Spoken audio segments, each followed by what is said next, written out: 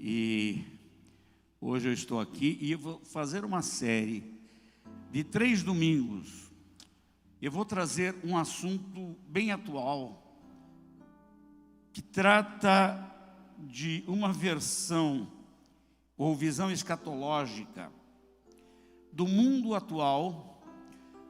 E eu vou pedir muito atenção dos irmãos, porque o que está acontecendo no mundo requer de nós uma atenção com olhares espirituais. Nós vamos abranger um pouco a visão na esfera política, econômica, social, mas nós vamos fazer isso dentro de uma visão bíblica. E eu quero que os irmãos se concentrem nisso. Hoje, eu vou me dedicar a falar sobre a preparação do mundo para a chegada do anticristo. No domingo que vem, se Deus me permitir, eu vou falar sobre a presença, a atuação dele, a guerra de Gog e Magog e a campanha do Armagedon. Acho que é uma curiosidade que muita gente tem. E no terceiro domingo eu vou falar sobre o desfecho da história. E eu pediria aos irmãos que estão hoje, os que estão nos assistindo em casa, prestassem atenção nisso, se esforçassem para vir aqui, para participarem disso. Se você puder, traga sempre um caderno. Temos um exemplo aqui da irmã Renata. Ela nunca vem desarmada, ela vem sempre preparada com um caderno, uma caneta, porque é a melhor maneira de se aproveitar ideias, em textos. E ela está sempre anotando para uma reflexão posterior. Eu acho que ela está certa. Faça do culto uma aula. Aproveite. Nós vamos começar lendo um texto que está em 1 João, 2º capítulo, versículo 18. 1 João 2,18. Antes, porém, vou pedir, fazer uma oração. Curve a sua cabeça. Pai, eu dependo inteiramente da Tua graça para expor essa série de mensagens. São assuntos preocupantes de um lado, mas edificantes de outro. E nós estamos do lado dos que se edificam em ouvir isto. Se nós estivéssemos do outro lado, nós ficaríamos perplexos e assustados com as previsões bíblicas. Mas a Tua palavra é alimento, é bálsamo de Gileade. Ela nos orienta quanto ao presente e quanto ao futuro. Por isso, eu me coloco nas Tuas mãos, me submeto à ação do Teu Espírito em nome de Jesus. Amém. O texto de 1 João 2,18 diz: Filhinhos, é já a última hora, e como ouvistes que vem o anticristo, também agora muitos se têm feito anticristos, por onde conhecemos que já é a última hora. Se 2000 anos atrás João disse que estávamos na última hora, eu acho que agora estamos nos últimos segundos. O tempo passou e quem se atenta um pouco ao desenrolar da história vê que houve muitas guerras no mundo, guerras religiosas, guerras políticas.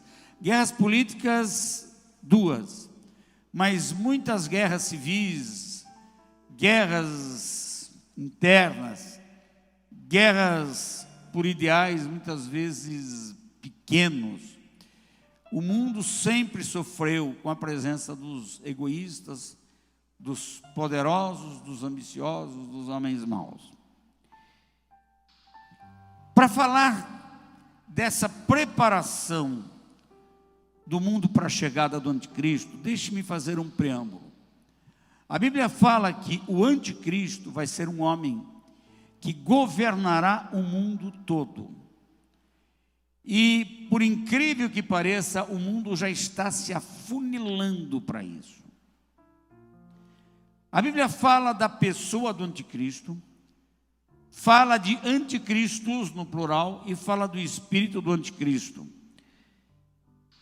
O espírito do anticristo está em 2 João 4,13, que representa também um sistema. O que é anticristo? Anticristo é todo pensamento, todo discurso, toda oposição que se faz a Cristo. Esse é um espírito contrário a Cristo.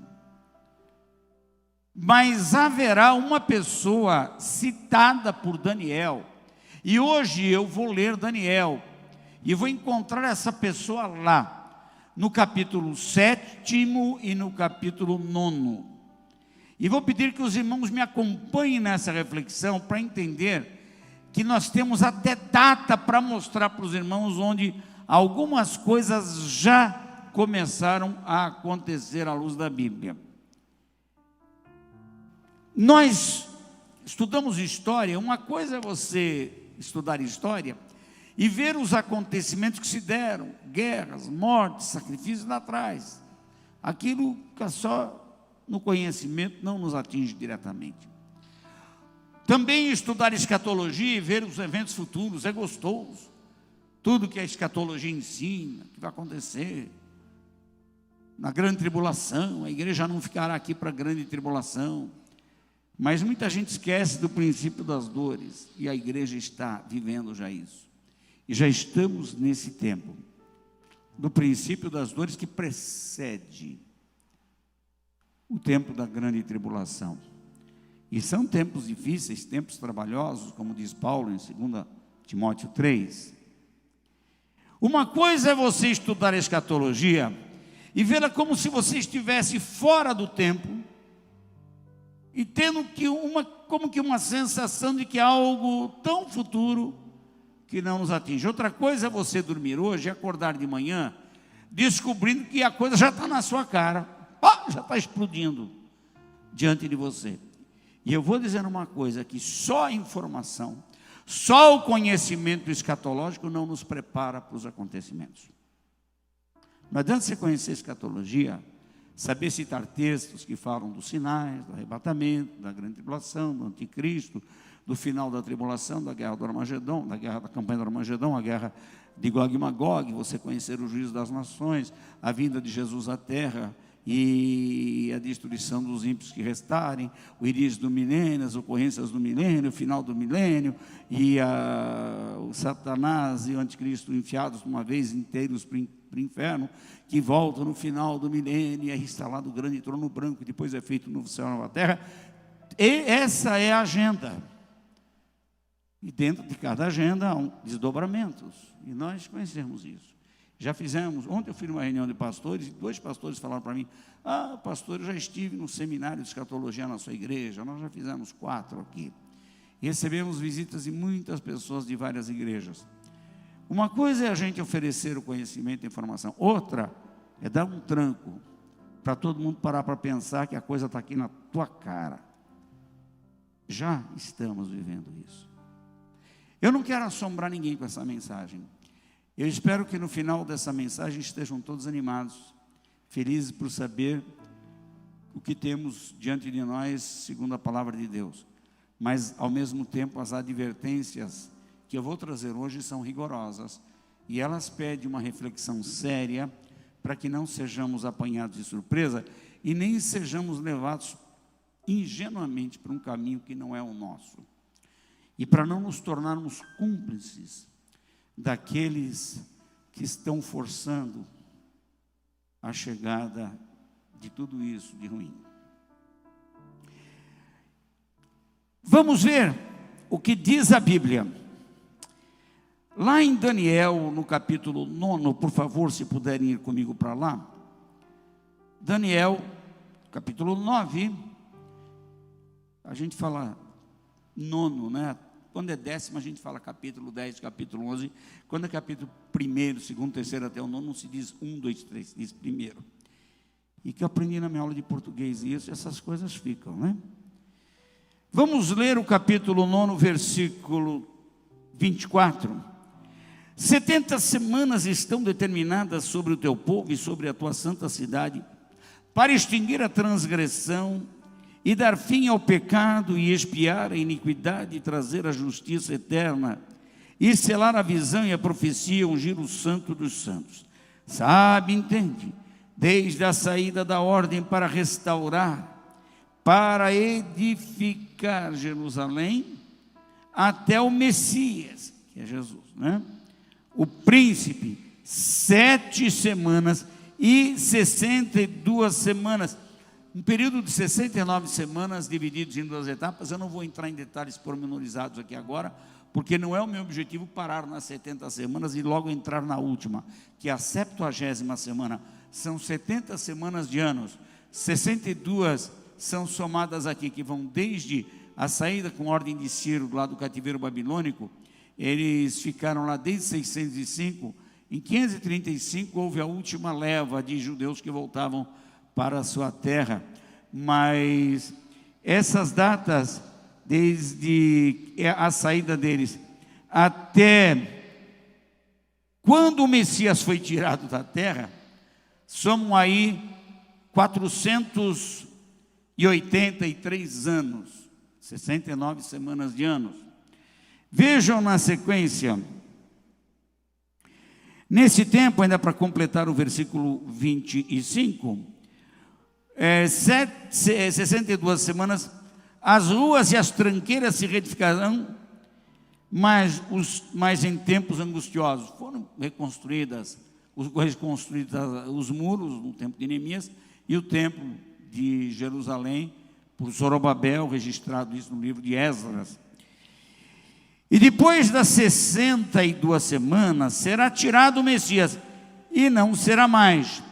E o povo do príncipe que há de vir destruirá. O príncipe que há de vir está em letra minúscula, agora fala já do anticristo. O espírito dele vem atuando já desde o tempo de Nimrod, lá em Gênesis. E o que vai acontecer? Destruirá a cidade, o santuário, o seu final será como inundação, até o fim haverá guerra, e assim estão determinadas as assolações. Agora vejam isto. Quando ele estiver realmente atuando no mundo, para valer, que o mundo já tiver aceitado um governo mundial, ou seja, todas as nações vão convergir para ele, este homem vai ter um período de 7 anos para governar, segundo a Bíblia, e esse tempo será dividido em 2 etapas, 3 anos e meio, mais 3 anos e meio. A referência sobre isso, também em Apocalipse 11:3, 12:6 e 13:6, fala em 1260 dias, cada etapa, exatamente 3 anos e meio.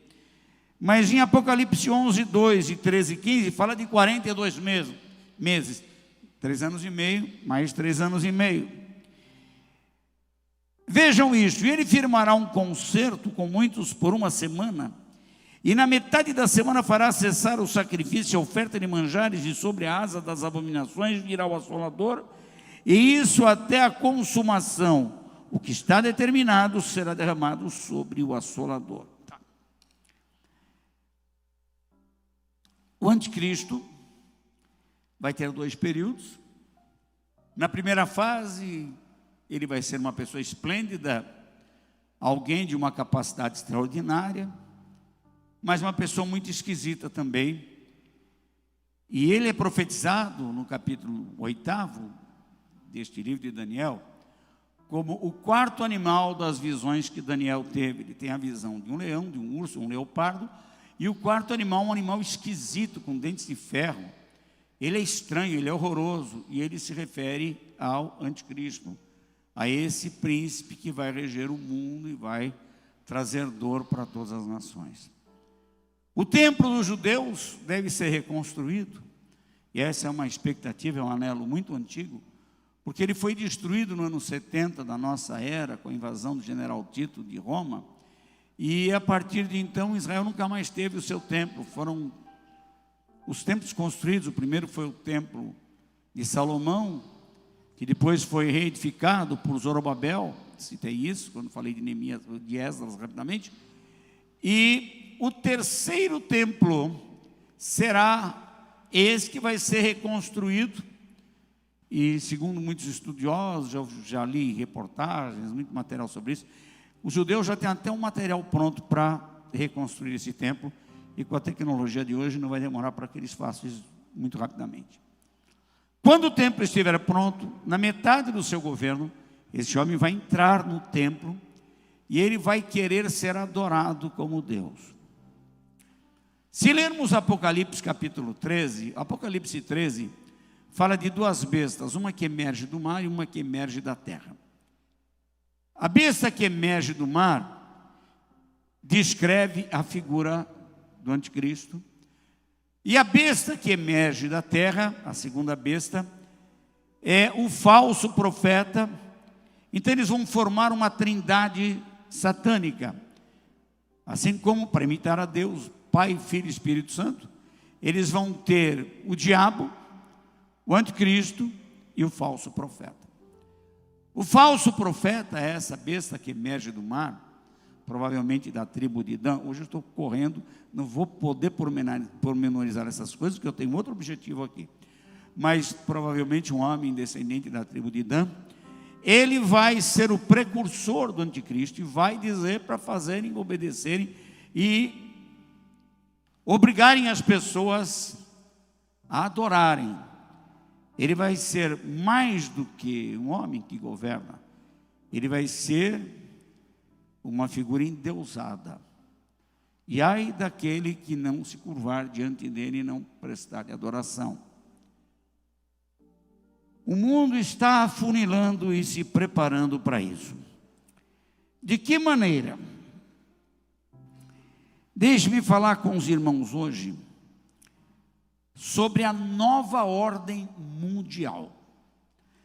É um termo que todo mundo já ouviu, que a maioria não entende, não sabe dizer o que é.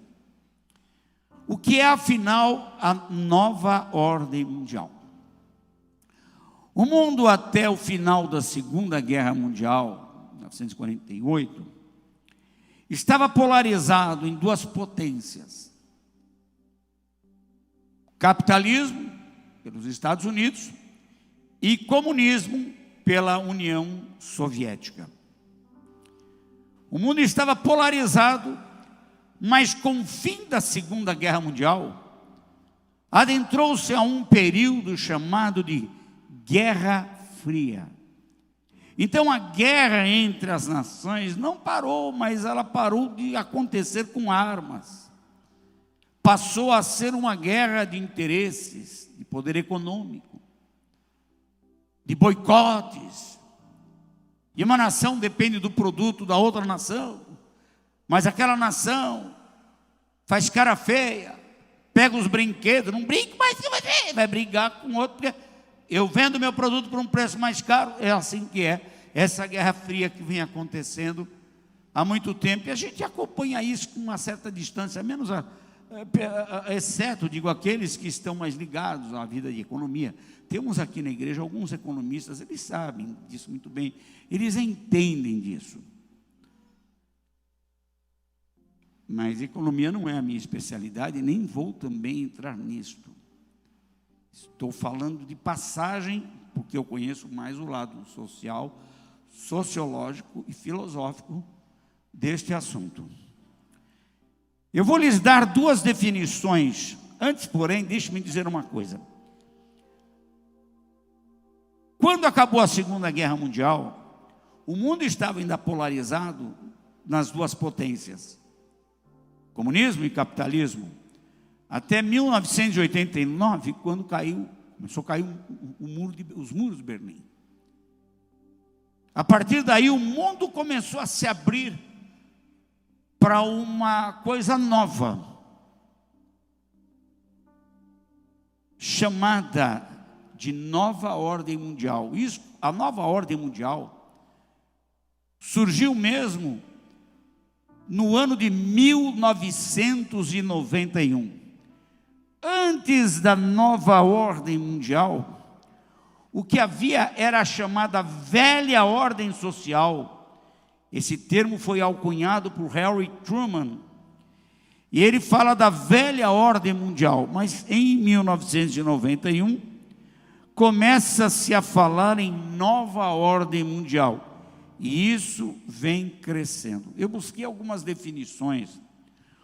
Segundo o Google, a nova ordem mundial é o que é?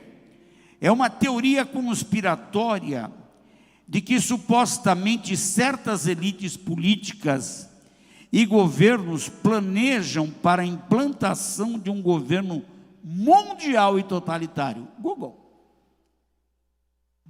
Isso não é coisa, não é papo de crente isso? Não é coisa de Daniel? Não é coisa de Apocalipse? Google, nova ordem mundial. Falando num governo mundial totalitário. Mas um outro autor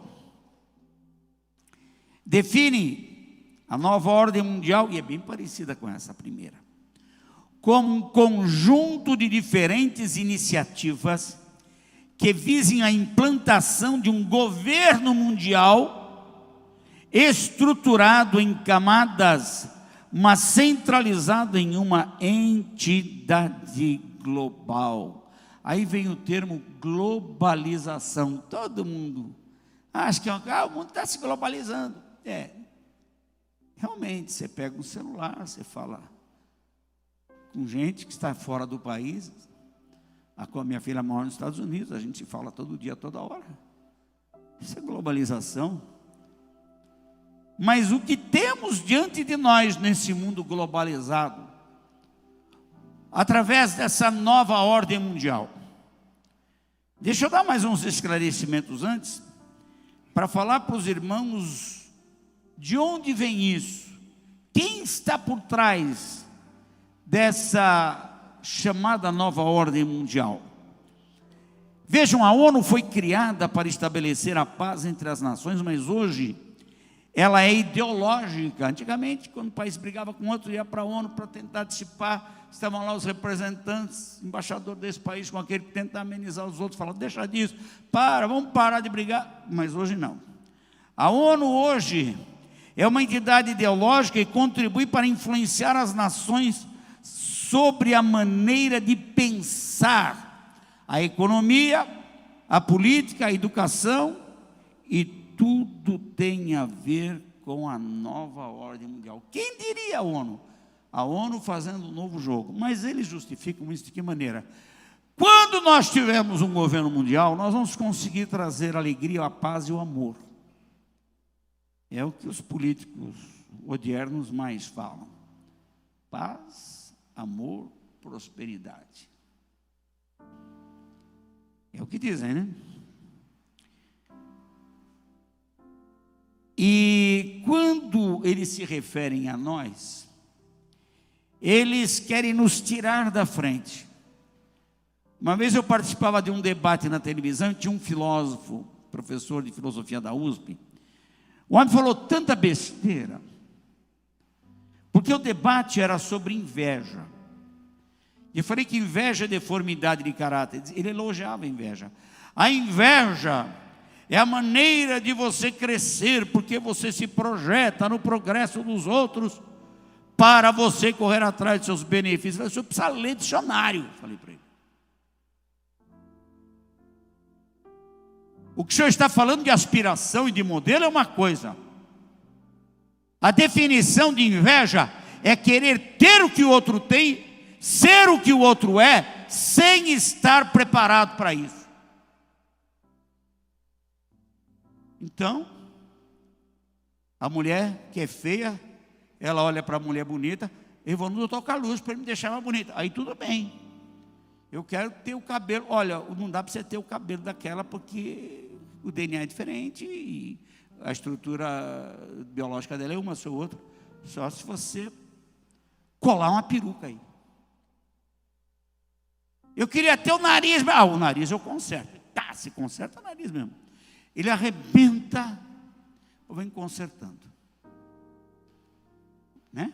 Sua especialidade. Ele tem especialidade em olho gordo, nariz empinado e queixo caído. Cirurgião plástico facial. Mas você não pode querer ser outra pessoa jamais, isso é inveja. Agora, quando uma pessoa confunde modelo, protótipo com inveja, é porque ela tem um problema com a língua, não é isso? Quando a gente dá um palpite, eles não querem a nossa fala, porque dizem, os cientistas, economistas e políticos, que nós atrapalhamos o labor deles. Só que nós estamos enxergando, queiram eles ou não, além deles. Porque nós temos um livro de revelação que é a Bíblia, e nos faz enxergar além do que eles estão vendo. Eles estão vindo com a farinha e a gente já está com o bolo pronto. Você está entendendo ou não? Eles estão se projetando exatamente para a implantação do falso Cristo, que é o anticristo. A própria definição deles de nova ordem mundial implica exatamente nisso. Então vamos seguir um pouquinho aqui. Essa nova ordem mundial trata também da teoria da conspiração.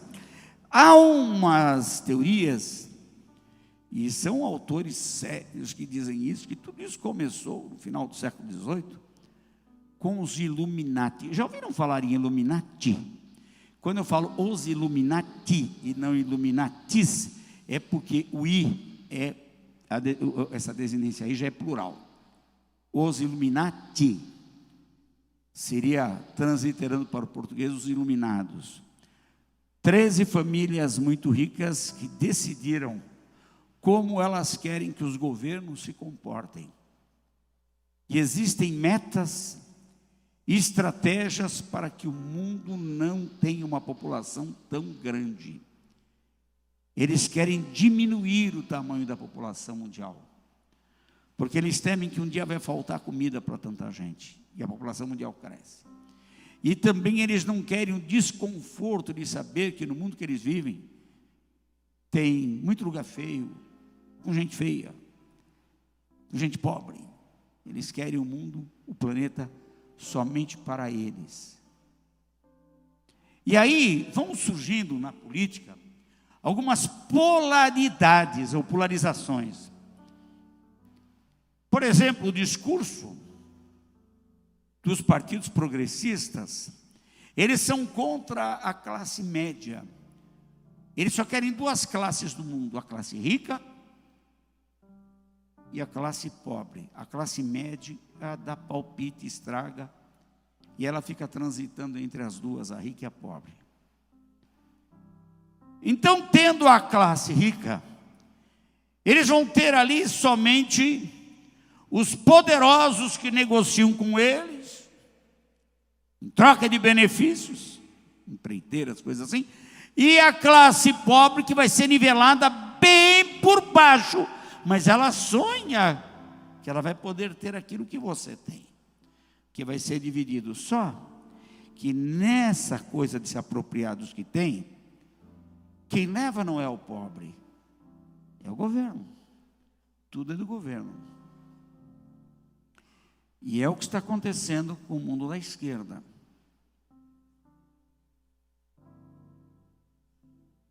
Vamos seguir aqui, irmãos, algumas instruções preparadas para falar sobre as mudanças.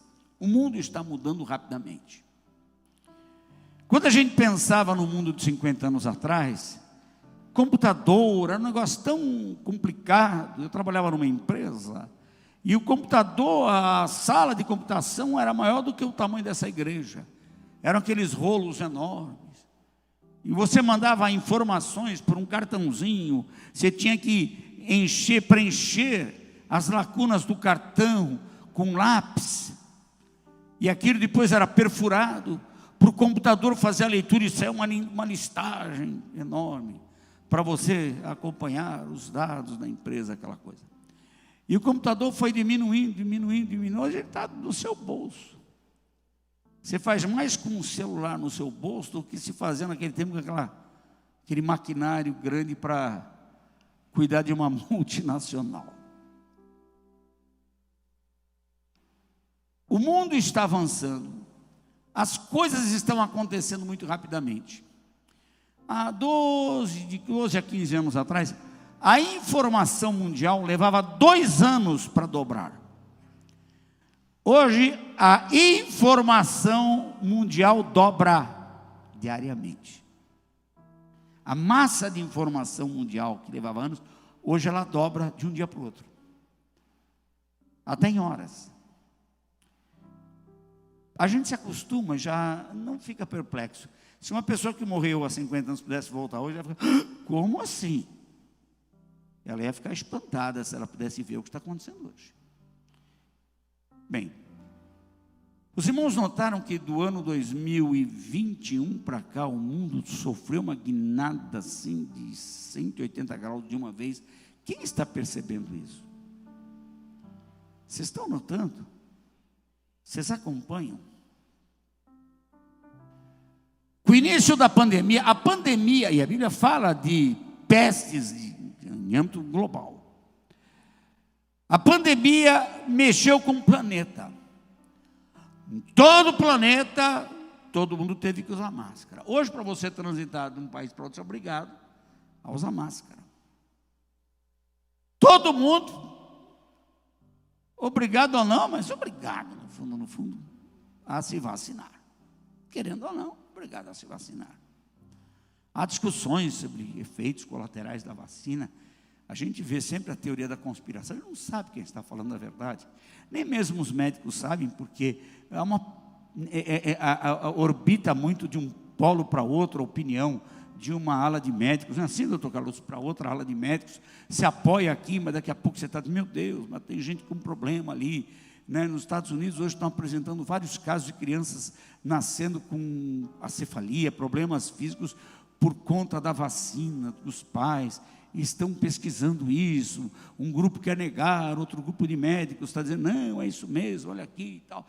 Ninguém sabe. O fato é que o mundo está assim. Então, o mundo está ficando chato. Essa é a verdade. O mundo está ficando desconfortável. Você sente um controle psicológico aterrorizante. Liberdade de expressão cortada. Daqui a pouco eu não vou mais poder pregar a palavra de Deus num púlpito, porque até isso vai ser policiado e cortado. Estamos tendendo para isso, sim, senhores. E não estou alardeando. Bem,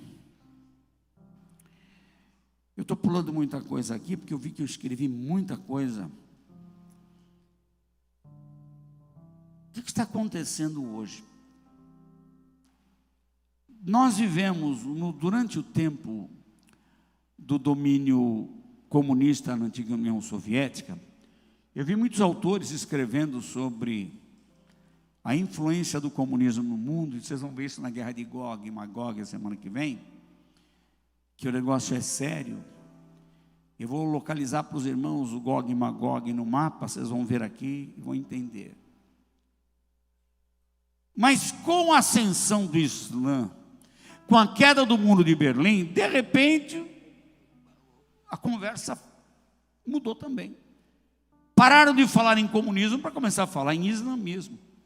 Lembram do ISA lá, o Estado Islâmico matando gente, apavorando, até que os Estados Unidos conseguiu dar fim àquilo, mas não pense que não vai acender aí de uma maneira ou de outra, eles são terríveis. Então há uma força extremamente política e econômica de um lado, que é o comunismo, do outro lado a força religiosa do Islã, que está dominando a Europa.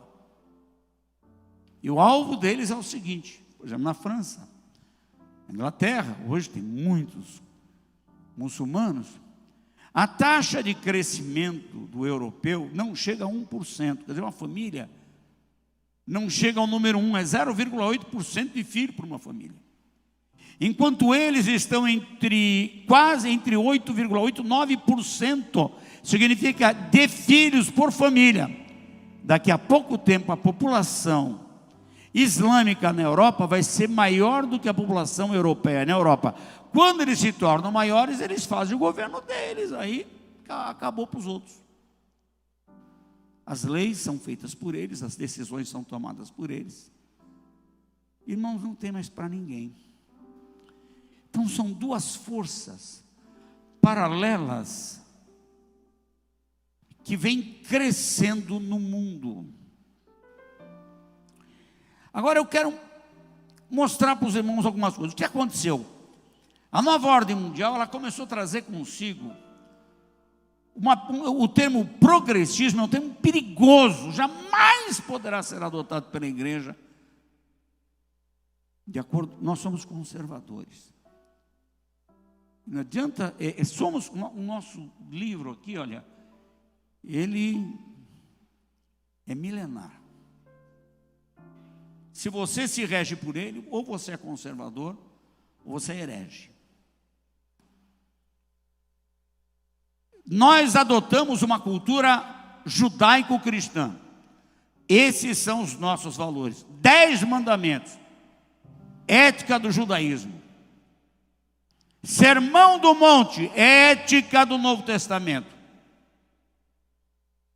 Nós temos uma fonte ética comportamental que vem dos judeus e de Cristo. Mas o que pensa o progressismo? Uma liberação da vida. A vida será melhor quando esses paradigmas cristãos e judaicos caírem. Então, eles odeiam o cristianismo. Isso já é parte da visão da nova ordem mundial. Vejam, mudança na política, mudança na economia, mudança na educação. Uma educação controladora, em que o Estado decide o que o teu filho tem que saber, crer e agir. Como ele tem que agir. Você é dona de uma escola. Quantas crianças tem na sua escola? Por favor. 600 crianças. Fora os adolescentes que vocês têm lá também, né? Mas os crianças 600. Isso te assusta? Muito. Mas vai chegar ao ponto em que eles dirão: a tua criança não é tua, ela pertence ao Estado. O pai não será mais o dono do filho, e sim o Estado. Parte do pensamento imposto pela nova ordem mundial. E o que me assusta em tudo isso é que também atinge a igreja. Vamos ver lá em 1 Timóteo, 4º capítulo. 1 Timóteo 4:1.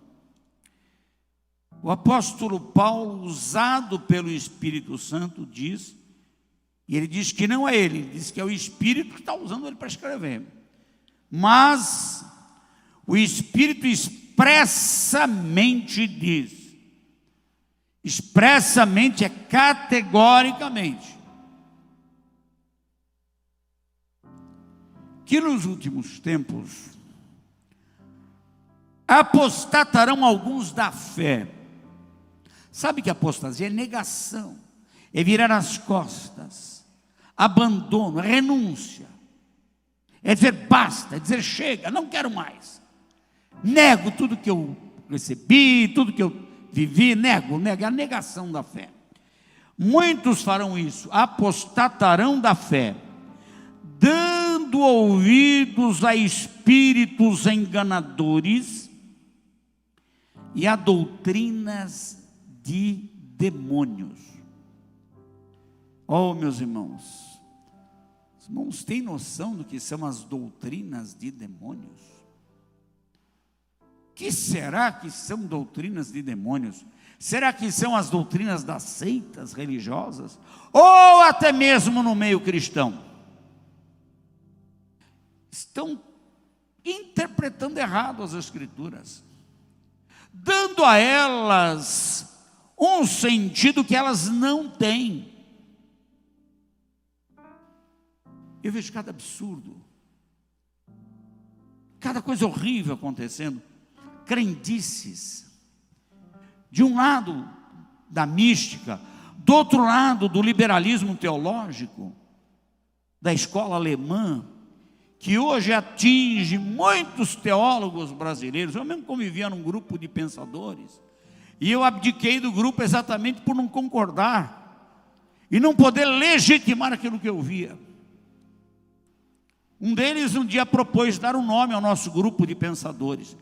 Nós refletimos temas teológicos de peso. E era mais ou menos uma elite intelectual cristã de teólogos.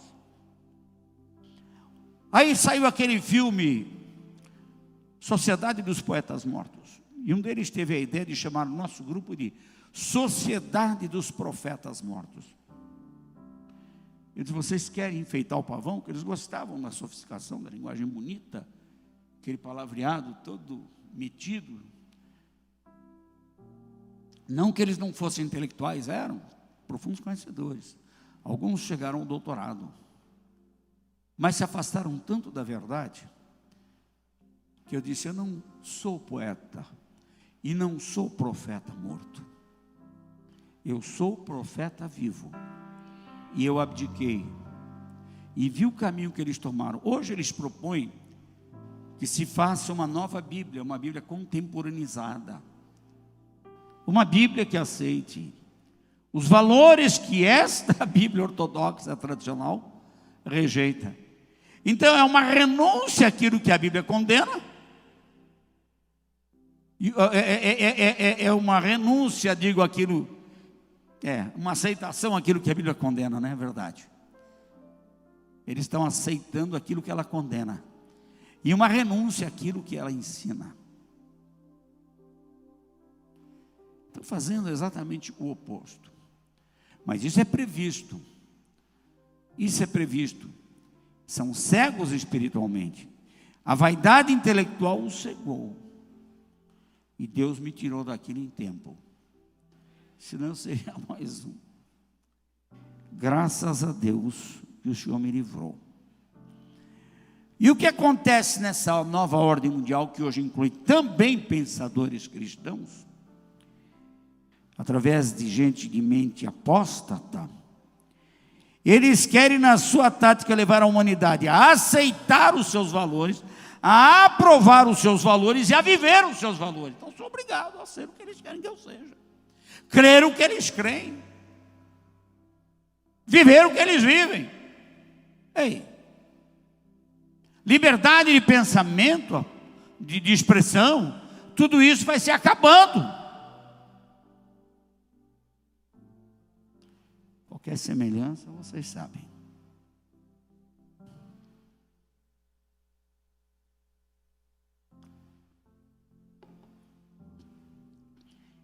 Abra comigo, por favor, Hebreus, capítulo 12. É um texto que a gente passa por ele, muitas vezes, e não se detém a entendê-lo. Mas depois de uma exegese em cima desse texto, a gente vai começar a entender exatamente os avisos que ele nos apresenta. 12 e 25 de Hebreus em diante. Vede que não rejeiteis esse livro. Antes de tudo, deixa eu explicar. Hebreus foi escrito para cristãos que estavam apostatando a fé. Se você ler o capítulo 6, versículo 4, você vê que ele está tratando literalmente dos apóstatas. E ele está pedindo para as pessoas se lembrarem dos outros tempos, quando eles eram fiéis, que sofriam a perda dos bens, muitos até eram presos e outros morriam pela causa, eles faziam aquilo com alegria. Agora estavam voltando, deixando a congregação, estavam voltando às coisas simples, às coisas elementares da fé, estavam abdicando das coisas mais profundas da revelação, estavam agora com medo de viver o cristianismo debaixo das pressões sociais, políticas e religiosas que havia no início do século. Agora estão se afastando, e muitos, como diz o capítulo 6, versículo 4 em diante, muitos apostatando a fé. Agora vejam isto, ele está caminhando para o fim do livro. Vede, irmãos, não rejeiteis ao que fala, porque se não escaparam aqueles que rejeitaram o que na terra os advertia, muito menos nós, se nos desviarmos daquele que é dos céus. Até agora ajudei vocês com palavras encorajadoras. Vocês estão se desviando? Olha o rumo, olha o futuro de vocês. Versículo 26. A voz do qual moveu então a terra, mas agora anunciou dizendo: ainda uma vez comoverei não só a terra, senão também o céu. haverá algum acontecimento extraordinário no futuro, dizia esse escritor, e nós já estamos próximos disso. E esta palavra, ainda uma vez, no grego, é uma expressão raspax, de uma vez por todas. Ainda uma vez, mostra a mudança das coisas móveis, como coisas feitas para que as imóveis permaneçam. Guardem duas palavras: coisas móveis e coisas imóveis. Pelo que, tendo recebido um reino que não pode ser abalado, um reino imóvel, que não pode ser mexido, retenhamos a graça pela qual sirvamos a Deus agradavelmente, com reverência e piedade, porque o nosso Deus é um fogo consumidor. O que é móvel vai ser abalado, o que é imóvel vai resistir. E eu trabalharia, se tivesse tempo para isso, o termo imóvel. A Bíblia faz referência a um Deus que não muda e ao seu povo que também é o mesmo. O povo de Deus, pode entrar gente, sair gente, mas a igreja continua de pé. E ela é imóvel. É disso que está falando. Bem, vamos continuar um pouquinho aqui.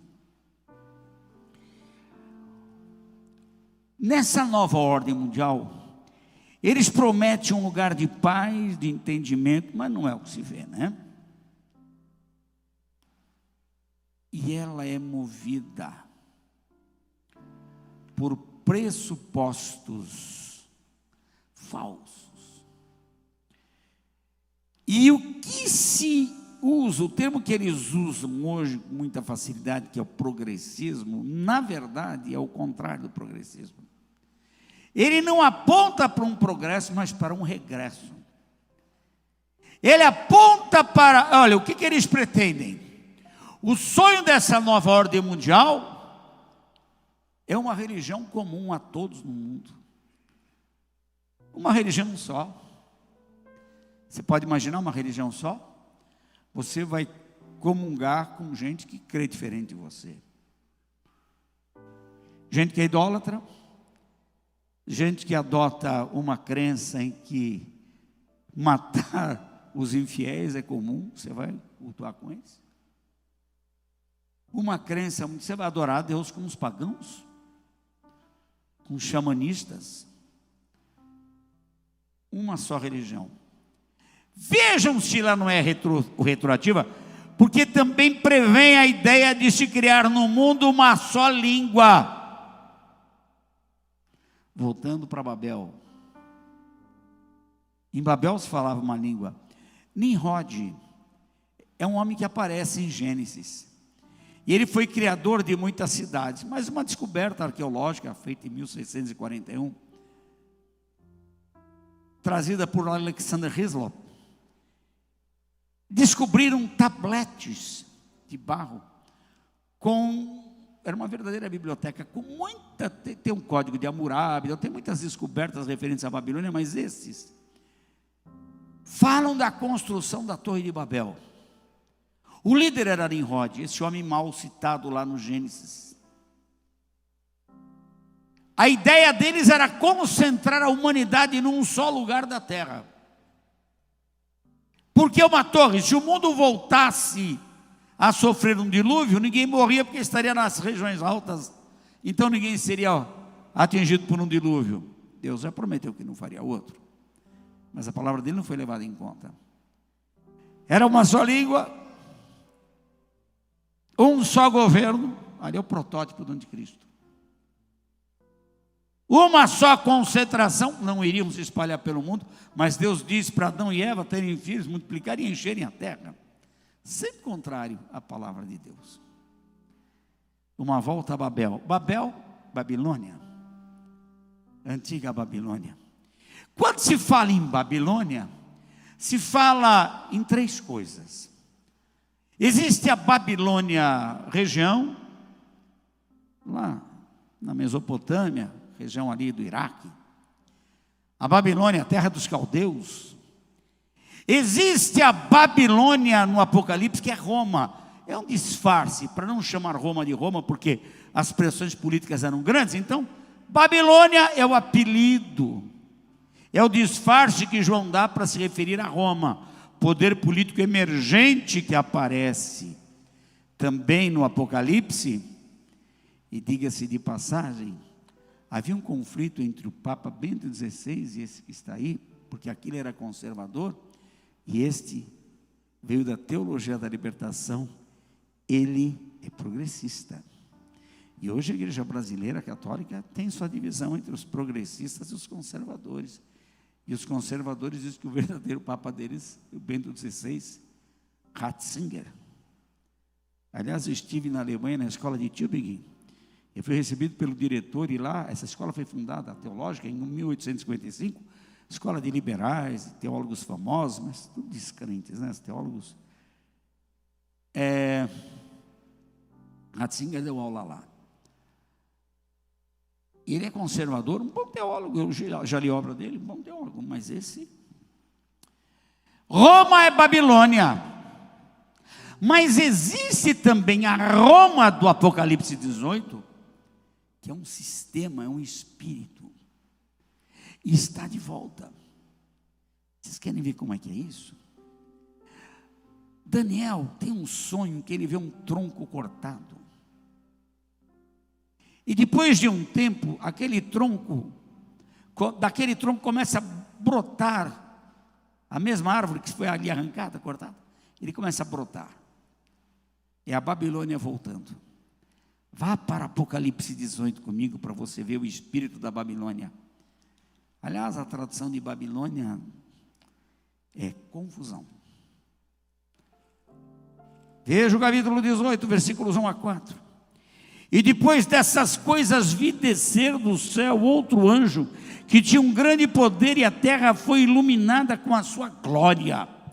E clamou fortemente com grande voz, dizendo: caiu, caiu, a grande Babilônia se tornou morada de demônios, e abrigo de todo espírito imundo, e refúgio de toda ave imunda e aborrecível. Porque todas as nações, o Brasil está aqui, beberam do vinho da ira da sua prostituição. Os reis da terra se prostituíram com ela, e os mercadores da terra se enriqueceram com a abundância das suas delícias. Agora vejam um quarto. Ouvi outra voz do céu que dizia: sai dela, povo meu, para que não sejas participantes dos seus pecados, e para que não incorras nas suas pragas. Irmãos, o crente tem que conhecer a Bíblia, tem que ter discernimento dos tempos. Eu vejo que há hoje uma ingenuidade muito grande por parte de crentes que deviam conhecer melhor o mundo, enxergar melhor os acontecimentos à sua volta, do ponto de vista político, social, econômico, artístico. Entender que o que está acontecendo é altamente perigoso. Uma nova ordem mundial está se formando em países, e eles estão buscando uma aproximação entre si, criando um funil, para que desse funil saia aquele que vai liderar o mundo, e ele traz na sua boca a maldade. Vá comigo rapidinho, estou terminando, para Daniel 7, por favor. Daniel, 7º capítulo. Veja como esse cara é bonzinho. Texto nos diz, no versículo 7 diz, fala do quarto animal. Depois disso, eu continuava olhando nas visões da noite, eis aqui o quarto animal terrível e espantoso, e muito forte, o qual tinha dentes grandes de ferro, e ele devorava e fazia em pedaços, e pisava aos pés o que sobejava. Era diferente de todos os animais que apareceram antes dele, tinha 10 pontas ou 10 chifres. Vá comigo para os versículos 25 e 26. E proferirá palavras contra o Altíssimo, blasfêmias, e destruirá os santos do Altíssimo, e cuidará em mudar os santos do Altíssimo são aqueles que vão se converter durante a grande tribulação, e cuidará de mudar os tempos e a lei. A Constituição diz, e daí? Eu digo. Never mind, não importa o que ela diz, importa o que eu digo. It's over, acabou.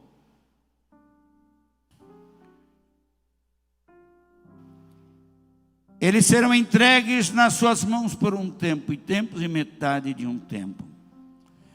Glória a Deus. Apesar de tudo, meus irmãos, olha o que a gente vê aqui: o triunfo da igreja. Vocês viram que eu gastei o tempo todo para falar de coisa ruim? E só um pouquinho para falar de coisa boa.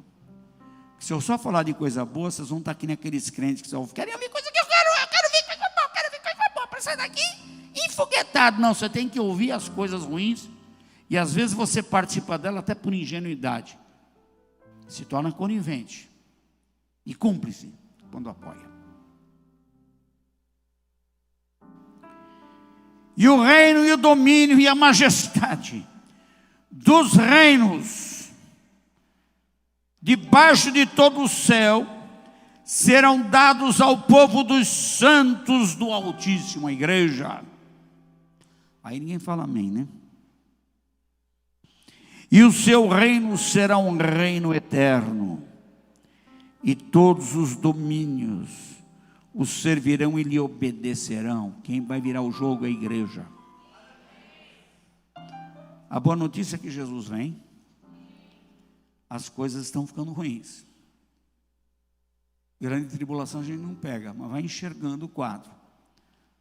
Tenta entender mais o que é a nova ordem mundial e onde ela está inserida. Novos pensamentos. Nada de conservadorismo. Nada disso. O mundo novo não pode mais coibir aborto, nem ideologia de gênero, essas coisas, nada. A nova ordem mundial está aberta para um novo mundo. Tudo que eles querem. A igreja não passa pela grande tribulação, porque a grande tribulação é o tempo chamado em Jeremias 30, versículo 7, de tempo de angústia de Jacó.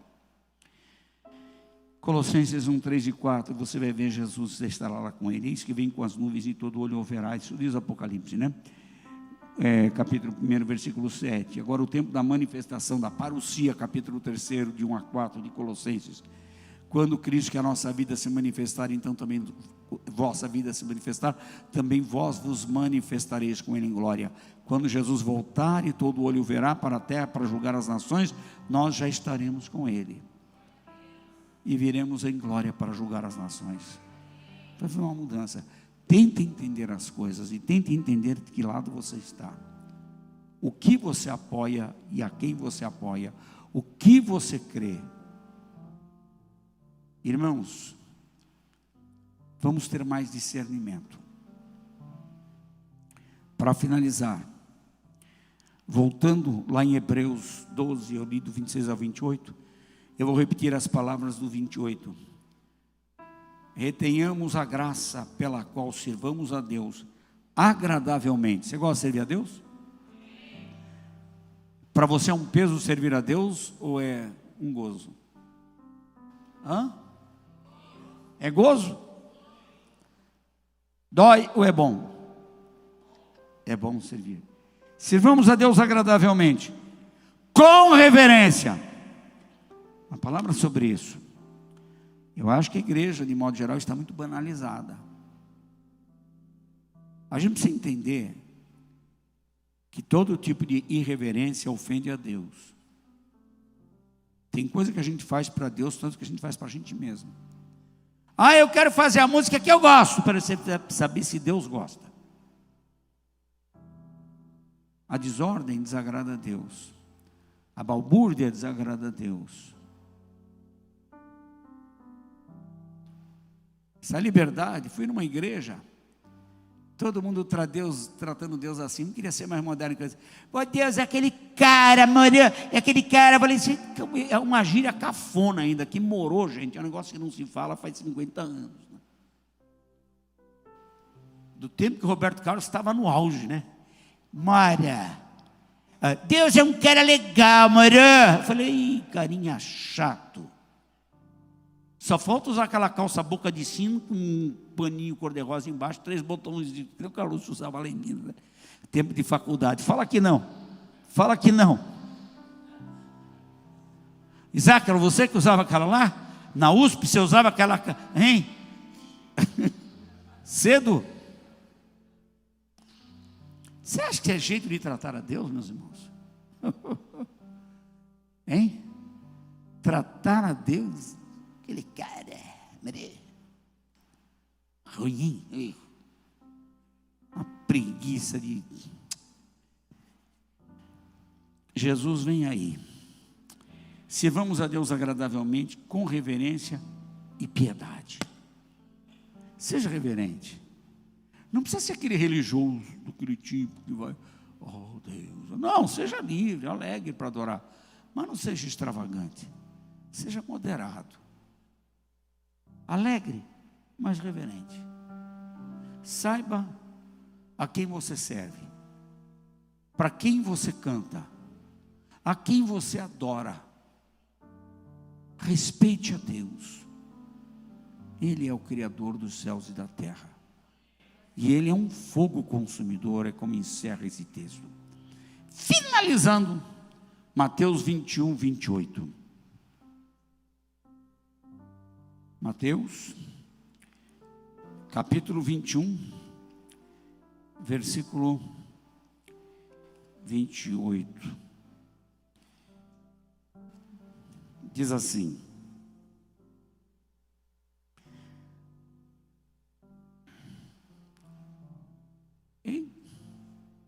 será que era esse o texto? E não é. Então deixa. Não vou ler, porque eu escrevi errado. E como eu não tenho ele perfeitamente na minha memória, não vou citar para não errar. Vamos encerrando nisso. Seja um crente alegre, dedicado, fiel. Sirva a Deus com prazer. Sirva a Deus com reverência. Sirva a Deus com piedade. Leve Deus a sério. Não seja ingênuo. Não se deixe levar por conversas, por falácias políticas. Tome cuidado com essas mentiras. Nesse momento, o que nós mais precisamos fazer é buscar a Deus, esperar em Deus, que Ele nos oriente no caminho dEle, que nos guarde de excessos, e que saibamos enxergar os tempos, olhar para Jesus, autor e consumador da fé, e entendendo que está sendo feita uma construção no mundo espiritual da maldade. Poucos dias atrás eu preguei sobre a semente da mulher, foi no Natal, e eu falei das 2 sementes, lembram? Deus disse para a serpente: porém inimizade entre a tua semente e a sua semente. Ele falou da semente da mulher. Da semente da mulher nascerá um que esmagará a cabeça da serpente. No versículo 16 ele diz: porém inimizade entre a tua semente e a semente dela. A semente dela é a semente do filho. A semente da serpente é a semente dos ímpios. Eu penso que Nimrod tinha a semente da serpente, mas 7 tinha a semente da mulher. Faraó tinha a semente da serpente, Moisés tinha a semente da mulher. Você não acha isso? Jezabel tinha a semente da serpente, Elias a semente da mulher. Que semente é a sua? Você tem a semente da serpente ou você tem a semente da mulher? Gálatas 4:4, você vai saber o nome da semente da mulher. Na plenitude dos tempos, Deus enviará o seu filho, nascido de mulher, nascido sob lei, Jesus. Ele é a semente da mulher. Você nasceu de novo? Você foi gerado para uma nova vida? Você, meu irmão, minha irmã, tem a semente da mulher. Saiba discernir no mundo que te cerca a semente da serpente. A serpente que é o mesmo, né? Lá no Gênesis é só uma serpente, no Apocalipse já é um dragão, hein? Quem deu tanto mingau para aquela serpente virar um dragão, hein? Quem botou tanto mingau na boca foi o pecado. Cuidado, enxergue. Você viu que no final quem triunfa é a igreja. A nossa esperança está nisso. Sei que hoje não foi uma pregação daquele estilo pregação mesmo, foi uma pregação mais estilo comentário, estudo, conferência. Mas eu vou fazer isso em 2 domingos seguintes. Se domingo tiver menos gente que hoje, eu vou entender que não gostaram, e provavelmente no outro domingo terá menos gente ainda. Mas, se apreciarem e acharam que é um bom começo para pensar no que está acontecendo e melhorar o nível de entendimento espiritual, eu espero que quem não veio hoje venha domingo, e quem veio hoje volte.